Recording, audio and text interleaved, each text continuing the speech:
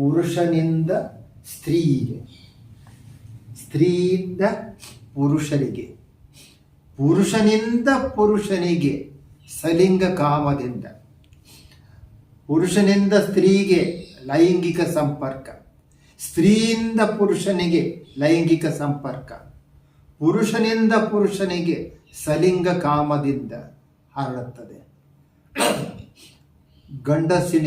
ಗಂಡಸಿನ ವೀರ್ಯದಲ್ಲಿ, ಹೆಂಗಸಿನ ಯೋನಿ ದ್ರವದಲ್ಲಿ, ರಕ್ತದಲ್ಲಿ ಈ ವೈರಸ್ ಇರುತ್ತದೆ. ಒಬ್ಬ HIV ಪಾಸಿಟಿವ್ ಮನುಷ್ಯನ ರಕ್ತವನ್ನು ಇನ್ನೊಬ್ಬ ಮನುಷ್ಯನಿಗೆ ಕೊಟ್ಟರೆ ಆಗ ಆ ಮನುಷ್ಯನಿಂದ ಮನುಷ್ಯನಿಗೆ HIV ಬರುತ್ತದೆ. ಆದರೆ ಈಗ ಆ ಒಂದು ಸಾಧ್ಯತೆ ಭಾಳ ಕಡಿಮೆ. ಒಬ್ಬ ಮನುಷ್ಯನಿಂದ ರಕ್ತದಾನಿಯಿಂದ ರಕ್ತ ತಗೊಳ್ಬೇಕಾದ್ರೆ ಹೆಪಟೈಟಿಸ್ B, HIV ಇದೆಲ್ಲನೂ ಟೆಸ್ಟ್ ಮಾಡಿಯೇ ತಗೊಳ್ತಾರೆ ಹೊರತು ಸುಮ್ಮನೆ ಜೊತೆಗೆ ಇವಾಗೆಲ್ಲ ನೋ ಪ್ರೊಫೆಷನಲ್ ಡೋನರ್ಸ್.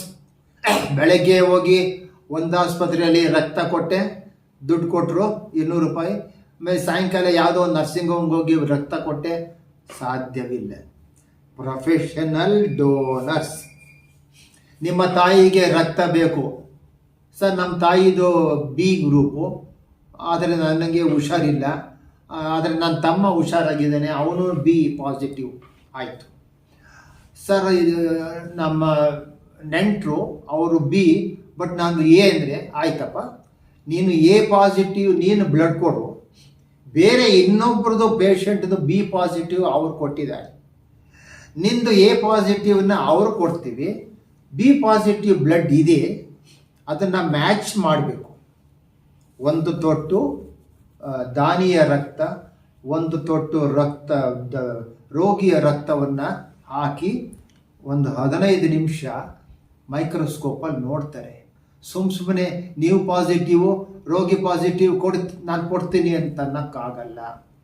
ಮ್ಯಾಚ್ ಆಗಲೇಬೇಕು, ರಕ್ತ ಮ್ಯಾಚ್ ಆಗಲೇಬೇಕು.